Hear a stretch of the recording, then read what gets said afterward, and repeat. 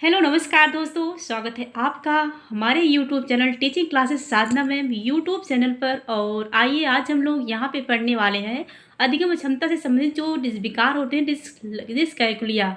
और पिछली क्लास में हम लोगों ने जो है डिसलेक्सिया, डिस्ग्राफिया, डिस्प्रेक्सिया, अग्रेसिया, अप्रेक्सिया, ये सारे जो विकार होते हैं अधिगम से संबंधित हम लोगों ने पढ़ लिया है। और आज की क्लास में हम लोग को यहाँ पे देखना है डिस्कैलकुलिया क्या है, क्योंकि डिस्कैलकुलिया से अगर देखा जाए तो बहुत ज़्यादा बार परीक्षा में क्वेश्चन आए हुए हैं। और यहाँ पे अगर क्वेश्चन की बात करें तो क्वेश्चन में सिर्फ इतना ही पूछा जाता है डिस्कैलकुलिया क्या है। आपको ये ध्यान मेरा याद रखना है कि डिस्कैलकुलिया जो है एक प्रकार से गणितीय विकृति है। गणित से संबंधित जो कठिनाइयाँ होती हैं बच्चों की, वही जो डिस्कैलकुलिया है। तो यहाँ पे आज हम लोग समझेंगे डिस्कैलकुलिया क्या है और बाकी चीज़ों को जो हमने यहाँ पे नोट किया है। यहाँ से जो है क्वेश्चन जो है नहीं पूछे जाते हैं। आपको सिर्फ इतना ही ध्यान में रखना है कि डिस्कैलकुलिया क्या है। डिस्कैलकुलिया जो है एक प्रकार की गणितीय विकृति है। जैसा कि परीक्षाओं में अभी तक की परीक्षा में यही पूछा गया है, जैसे कि डिस्कैलकुलिया क्या है पूछा गया है तो गणितीय वृत्ति, और डिसलेक्सिया पूछा जाता है तो पठन वृत्ति है, और डिस्ग्राफिया पूछा जाता है तो लेखन वृत्ति है, और डिस्प्रेक्सिया पूछा जाता है तो लेखन और चित्रांकन संबंधी विकार है। अग्रेफिया पूछा जाता है तो ये जो है एक प्रकार से ये भी लेखन वृत्ति ही है। और अप्रेक्सिया की बात करें तो ये जो है मुख्य रूप से समन्वय स्थापित नहीं कर पाना, बच्चे में जो है लेखन वृत्ति, चलने में वृत्ति, इस तरह की वृत्तियाँ पाई जाती हैं।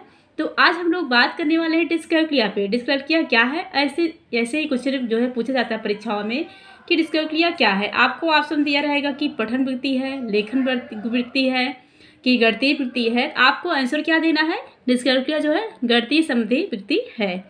तो इसे जो है न्यूमलेक्सिया भी कहते हैं। ये आपके जानने के लिए हम बता दे रहे हैं। बाकी यहाँ से भी क्वेश्चन जो है यहाँ से नहीं पूछा जाता है, और लेकिन फिर भी थोड़े बहुत अगर जानकारियाँ हम अलग से भी रखते हैं तो हो सकता है कि अगली बार की परीक्षा में यहाँ से भी क्वेश्चन बन सके। तो अगर डिस्कैलकुलिया की बात करें तो जैसे कि गणना नहीं कर पाना, दिशा संबंधी ज्ञान न होना या कमज़ोर होना, बच्चा दिशा से संबंधित जानकारियाँ नहीं रख पाता है, नगद लेन देन नहीं कर पाना, गणित के संकेत चिन्हों को नहीं कर पाना, चेकबुक का इस्तेमाल नहीं कर पाना, टाइम टेबल बनाने में बच्चे को कठिनाई होगी, संख्याओं अर्थ को पहचानने में परेशानी होगी।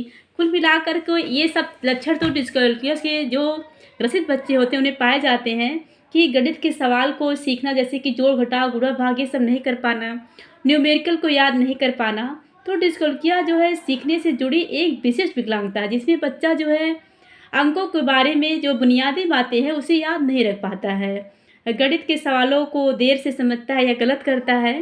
तो ये क्या है, डिस्कैलकुलिया। आपको याद क्या रखना, आपको याद सिर्फ यही रखना है, डिस्कैलकुलिया जो है एक प्रकार की गणितीय अक्षमता है। अगर डिस्कैलकुलिया के प्रकार की बात करें तो ये जो है मुख्य रूप से जो है 3 प्रकार का होता है। पहला है लेक्सिकल, और दूसरा है ग्राफिकल, और तीसरा है वर्बल। यहाँ से भी क्वेश्चन नहीं आए हुए हैं, फिर भी जो है हम लोग यहाँ पे थोड़ा सा जान सकते हैं कि डिस्कैलकुलिया की प्रकार कितने होते हैं। मुख्य रूप से अगर मुख्य प्रकार की बात करें 3 प्रकार के होते हैं, लेक्सिकल, ग्राफिकल और वर्बल। पढ़ने व समझने में दिक्कतें जो है गणितीय संकेत और संख्याओं को पढ़ने और समझने में जो दिक्कतें होती है लेक्सिकल डिस्कैलकुलिया होती है डिस्लेक्सिया, और लिखने में कठिनाई, गणितीय चिन्ह और संख्या को लिखने में जो कठिनाई होती है ग्राफिकल डिस्कैलकुलिया होती है। और बोलने में दिक्कत, गणितीय प्रक्रिया को जो है बोलने में, जैसे कि गणित के किसी सवाल को समझाना हो, उसे बोल कर व्यक्त करना हो, तो इस तरह की जो प्रॉब्लम होती है ये जो है वर्बल डिस्लेक्सिया में होती है। तो ये हो गए डिस्लेक्सिया के मुख्य प्रकार। और यह भी जो है एक प्रकार है डिस्लेक्सिया का फ्रॉक्टिनेटिव डिस्कैलकुलिया और आइडियोग्नेटिक डिस्कैलकुलिया, ये भी इसके प्रकार हैं। यहाँ से भी क्वेश्चन नहीं आते हैं, फिर भी हमने यहाँ पे जो है थोड़ा सा नोट कर लिया है और आप लोगों को बता भी दिया है। और अगर आगे देखें तो यहाँ पे हम अफेजिया और डिस्पेजिया, हाँ यहाँ से क्वेश्चन जो परीक्षाओं में पूछे गए हैं। ये जो है एक प्रकार की संचार या तो भाषा विकृति है। अफेजिया की बात करें तो मौखिक भाषा को ग्रहण न कर पाना और न व्यक्त कर पाना ही क्या है, अफेजिया है। और डिस्फेजिया या डिस्फेजिया पूर्ण या आंशिक रूप से विचारों की अभिव्यक्ति में कठिनाई होना क्या है, डिस्फेजिया है।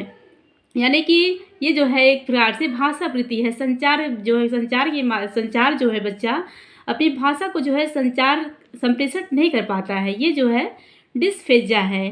अफेजिया में मौखिक भाषा को ग्रहण न कर पाना, जैसे कि आप कोई चीज़ बोल रहे हैं, बच्चे से बोलते कि हमने क्या बोला, आप दोहराओ, तो बच्चा तुरंत दोहरा नहीं पाएगा, या बच्चा जो चीज़ बोल रहा है बच्चे को आप कोई चीज़ बता रहे हैं मौखिक रूप से और बच्चे से बोलते हैं बेटा तुरंत इस चीज़ को हमने क्या आपसे बोला दोहरा, बच्चा बता नहीं पाएगा, आपकी बात को तुरंत बता नहीं पा रहा है, यही जो है फेज्जा है। और डिस्फेज्जा की बात करें तो पूर्ण या आंशिक रूप से विचारों की अभिव्यक्ति में कठिनाई होना, यह क्या है? डिस्फेज्जा है। बच्चा जो है विचार को या व्यक्ति में जो है कठिनाई का अनुभव करता है, ये जो विकृति होती है डिस्फेज्या होती है, इसे डिस्फेसिया भी कहते हैं।